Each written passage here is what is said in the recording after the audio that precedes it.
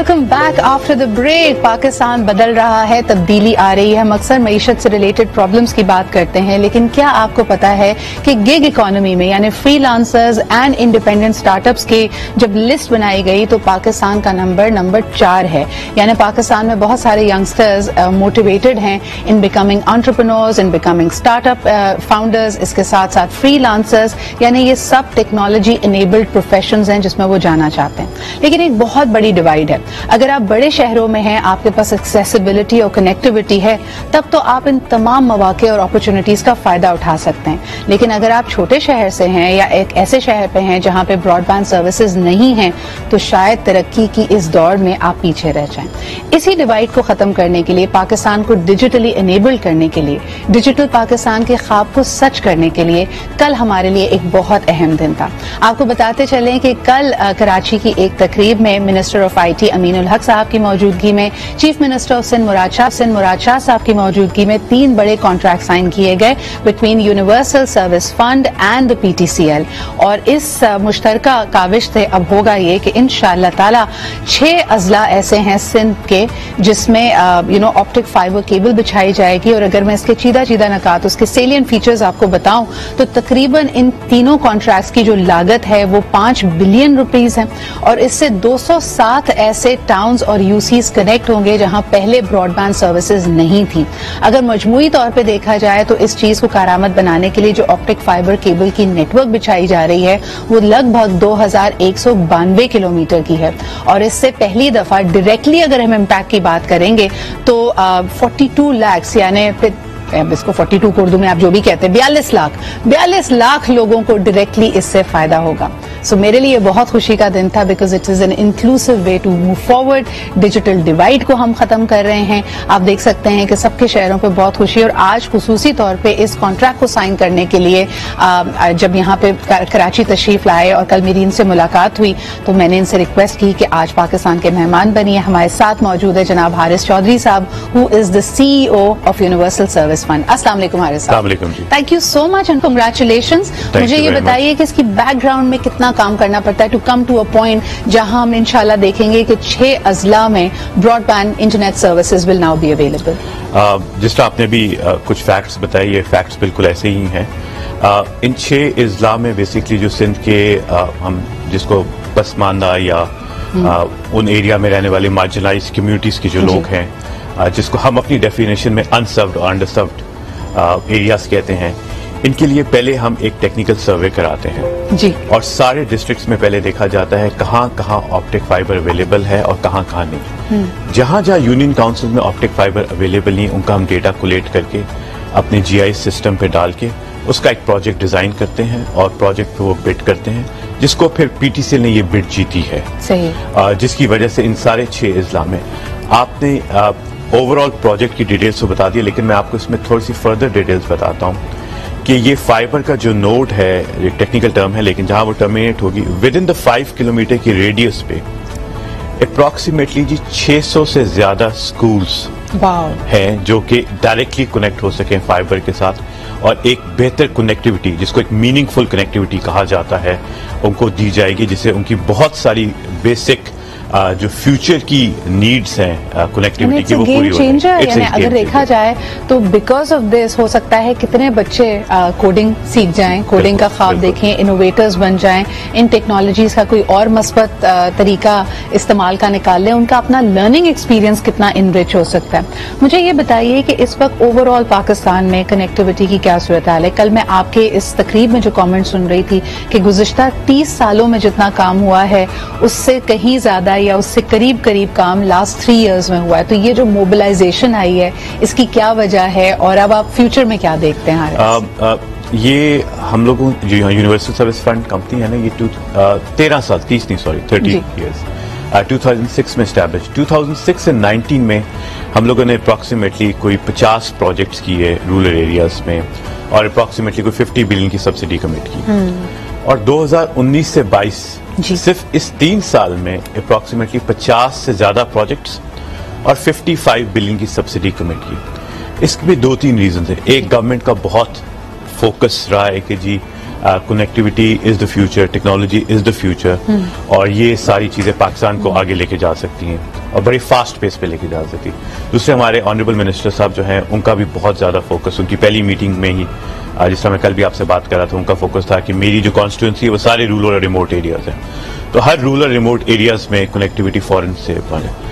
तीसरा, हम लोगों ने रियलाइज किया कि मतलब हम लोग जो मेट्रोपॉलिटन सिटीज में रहते हैं कि अगर हमारी कनेक्टिविटी थोड़ी देर के लिए बंद हो जाए या सही ना आए तो हमें कोई बेचैनी सी शुरू हो जाती है। तो ये एहसास हमने अपने आप को भी दिलाया, अपनी टीम को भी दिलाया और लोगों को भी दिलाया कि यार जिन पसमानदा इलाकों में लोग रहे वहां पे जहां पे कनेक्टिविटी बिल्कुल भी नहीं है तो सोचो उनकी जिंदगी में कितने चैलेंजेस हैं। तो इसको एक पैशन के साथ लिया जाए, पैशन के साथ किया जाए, और ये जॉब तो हमारी है लेकिन इस जॉब की सक्सेस जो है, ये आपकी जो ड्राइव है, अगर पैशन से करेंगे तो ऑब्वियसली वो ज्यादा हो सके। अच्छा, एक तो है कनेक्टिविटी, जिस तरह इसको अगर बाकी यूटिलिटी से एक तरह से हम उसकी मुमासलत देखें तो बिल्कुल ऐसा ही है जैसे आपके घर में बिजली का कनेक्शन आ जाए या आपके पास कोई यूटिलिटी आ जाए। सवाल ये है कि कई गूगल की रिपोर्ट्स और इंटरनेशनल एनालिस्ट कहते हैं कि having the youth bulge that we have, यानी पाकिस्तान की आबादी के एक बड़ी जो नंबर्स है वो यूथ पे मुश्तमिल है, लेकिन हमारे यहाँ डिजिटल स्किल्स लोगों के अभी भी बहुत कम है। इसमें कई मुश्किलात हैं, एक तो लैंग्वेज बैरियर है, फिर आपके पास स्मार्ट डिवाइस का होना है, लेकिन डिजिटल स्किल्स को बेहतर करने के लिए इस पर पॉलिसी मेकर्स क्या सोच रहे हैं? इस पर बहुत डिफरेंट जगह पे काम हो रहा है। एक मिनिस्ट्री ऑफ आईटी की ये एक हमारी सिस्टर कंसर्न कंपनी इग्नाइट जी टेक्नोलॉजी फंड है, जो कि डीजी स्किल्स उनका एक प्रोग्राम है जो कि बहुत एग्रेसिवली इस पे काम कर रहा है।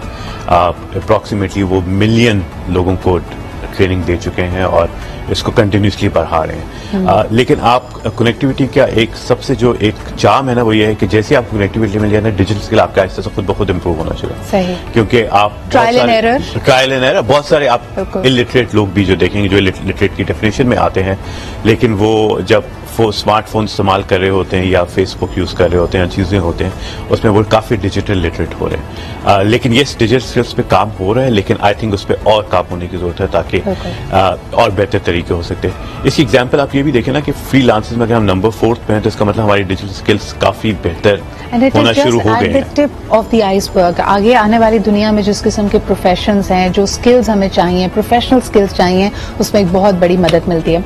हारिस, मुझे बताइए कि जेंडर एम्पावरमेंट के बारे में आप क्या कहेंगे? मुझे लगता है कि नॉन बाइनरी जेंडर्स, इसके अलावा खवातीन एंड इवन स्पेशली एबल्ड लोग, जब कनेक्टिविटी एंड एक्सेसिबिलिटी आ जाती है उनकी जिंदगियां भी तब्दील हो जाती हैं। आपने अपनी प्रैक्टिस में, अपने एक्सपीरियंस में क्या देखा? मैं आपको बताऊं, ये जो जेंडर एम्पावरमेंट की बात की, इसने इतना इम्पोर्टेंट रोल प्ले किया है कनेक्टिविटी ने इनके लिए। मैं आपको 2 या सिर्फ 3 एग्जांपल्स बताता हूँ।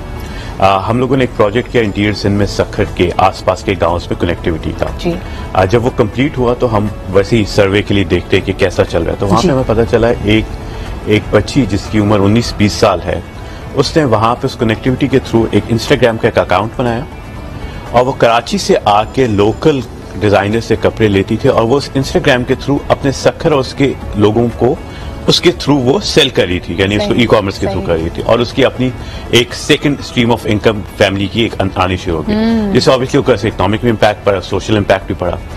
इसी तरह चित्राल में, बलोचिस्तान के कुछ ऐसे एरियाज हैं जहाँ पे हम लोगों ने कनेक्टिविटी प्रोवाइड की और हमें पता चला कि लोग फेसबुक के थ्रू अपनी चीजें, फीमेल जो है स्पेशली मैं बात कर रहा हूँ, आई वेंट टू मुल्तान और मेरा बहुत छोटा ट्रिप था और मैं कई चीजें जैसे ब्लू पॉटरी की मुझे पसंद आई, तो उन्होंने कहा कनेक्टिविटी की वजह से आप थ्रू, जैसे आपने बिल्कुल बताया कि मुख्तलिफ सोशल मीडिया प्लेटफॉर्म्स के थ्रू वी आर देयर और बाजी आप बस पसंद करें, आप कराची बाद में पहुंचेंगी, हम ये सामान आप तक पहले पहुंचा देंगे। इसके अलावा जी ये भी बताते चलें कि जो सस्टेनेबल डेवलपमेंट गोल्स हैं, ये तो हम एम्प्लॉयबिलिटी की बात कर रहे हैं, एक एक्स्ट्रा स्ट्रीम ऑफ रेवेन्यू की बात कर रहे हैं। हारिस, मुझे लगता है कि in terms of education and health care, आप देखें दूर दराज इलाकों में शायद आपके पास इतनी एफिशिएंट हेल्थ केयर सिस्टम्स मौजूद नहीं है, तो अगर एक शख्स उसके पास कनेक्टिविटी होगी तो वो सोच सकता है कि वो किसी बड़े शहर के डॉक्टर या क्लिनिक से राब्ता करके एटलीस्ट अपने इनिशियल सिम्टम्स बता दे, अगर उसको ट्रैवल की जरूरत नहीं है तो उसका इलाज मुआवजा वहां पे हो सके। तो ये हेल्थ एक्सपर्टीज के लिए भी तो बड़ा एक एंगल है। जी बिल्कुल,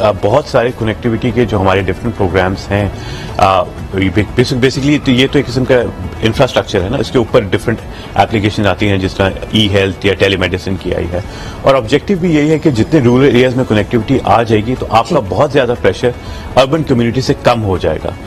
एजुकेशन साइड पे भी, हेल्थ पे भी, क्योंकि आप हर जगह हॉस्पिटल नहीं बना सकते। Absolutely. और बहुत सारे लोग जो रिसर्च कहती है कि 70% ऑफ द जो पेशेंट्स हैं वो हॉस्पिटल जाते हैं माइल्ड सिम्टम्स की वजह से अपने आप को, लेकिन उसका प्रेशर बढ़ जाता है। और जो 30% मेजर जिनकी ट्रीटमेंट की इमीडिएट रिक्वायरमेंट होती है वो भी थोड़ा बहुत कॉम्प्रोमाइज होता है। ऑब्वियसली कनेक्टिविटी इसमें absolutely, but one tough thing in my mind जो मैं कल से सोच रही थी, क्योंकि आपका इवेंट किया उसके फौरन बाद रात को हम देखते हैं कि तेल की कीमत भी ऊपर चली गई, बिजली के यूनिट प्राइसेस भी ऊपर चले गए। तो मुझे बताएं कि I am sure the bidding happened when the ground realities and the economic realities were different. Haris, इससे आपके प्रोजेक्ट पे और ये जो तनसीबात है इस पे कोई असर पड़ेगा? खासतौर पे जब हम ऑप्टिक फाइबर केबल की बात करते हैं जो कि इंपोर्ट होना है, लगना है, इस वक्त मुल्क की जो माशी सूरत हाल है, क्या इम्पैक्ट पड़ेगा इन प्रोजेक्ट्स पे? नहीं, इन प्रोजेक्ट्स पे इम्पैक्ट उस तरह आप कह रही हैं उस तरह नहीं पड़ेगा, बल्कि पॉजिटिव इम्पैक्ट। मैं आपको एक बताऊं, आपने सस्टेनेबल डेवलपमेंट गोल्स की बात की। हमारे जितने भी यूनिवर्सल सर्विस जो मिनिस्ट्री ऑफ आईटी की सब्सिडी से प्रोजेक्ट्स लगते हैं, जितने भी टावर्स, उनकी प्राइमरी सोर्स सोलर होती है। ये शायद इंफॉर्मेशन बहुत ज्यादा लोगों के पास है। सेकेंडरी सोर्स जो है कमर्शियल या डीजी सेट जो कि जनरेटर जिनको कहा जाता है। तो अगर इवन कोई प्रोजेक्ट लग रहा है बलूचिस्तान के किसी रूरल एरिया में या इंटीरियर सिंध के या सदर्न पंजाब के या फाटा, तो वहां पे हमेशा सोलर पे होगा। तो प्राइसेस जो इलेक्ट्रिसिटी की बढ़ी हैं ये है उससे ज्यादा इम्पैक्ट नहीं होगा, क्योंकि हमें एब्जॉर्ब करने की शॉक एब्जॉर्प्शन की आपके पास कैपेसिटी है। एक तो हम obviously we want to go for clean green energy and it's more efficient as well. और पाकिस्तान जिस तरह आपको पता है कि रूरल एरियाज में अभी तक सारे इलेक्ट्रिसिटी के थोड़े बहुत चैलेंज है। अगर वहां पे ये कनेक्टिविटी उसकी वजह से रुक जाए तो फिर इसका ऑब्जेक्टिव खत्म हो जाए। बिल्कुल। एक आखिरी सवाल क्विकली करना चाहूंगी जो हर पाकिस्तानी यूथ शायद करना चाहता है। मुझे बताएं कि जो अंडर वाटर हमारा ऑप्टिक फाइबर नेटवर्क है, जो बड़ी केबल्स हैं, वो हमारे इतनी वल्नरेबल क्यों है? वो जब इफेक्ट होती है पूरे पाकिस्तान की बड़े बड़े शहरों की कनेक्टिविटी इफेक्ट हो जाती है, इसमें तो हम रेस में बड़े पीछे रह जाएंगे। ये क्यों होता है? ये एक मतलब टू बी ऑनेस्ट एक टेक्निकल अनफॉर्चुनेट सी चीज है। ये सिर्फ पाकिस्तान में नहीं होता, मुल्क के पूरी दुनिया में कहीं ना कहीं हो रहा है। लेकिन आई थिंक इसकी एक ऑल्टरनेट इस टाइम पे पाइपलाइन में है जो कि काफी हद तक आपको फ्यूचर में अगर कोई इस तरह की सिचुएशन होती है तो उसका एक ऑल्टरनेट अवेलेबल होगा। Wonderful. So we are very happy to learn कि हमारी वो जो वल्नरेबिलिटी है वो कम होगी and we'll have this seamless connectivity not just in Pakistan but the world. That is the future. जब हम इंटरनेट ऑफ थिंग्स की बात करते हैं, access and connectivity and digital enablement की बात करते हैं, दैट इज द फ्यूचर। और आज से ही आप इसका सही इस्तेमाल, इफेक्टिव इस्तेमाल शुरू कीजिए। बहुत बहुत शुक्रिया Haris. Heartening to know all these developments happening in Pakistan being spearheaded by USF and the Ministry of IT. बहुत शुक्रिया आने का आपके। लेते जी एक छोटा सा break and we'll be right back. Stay with us.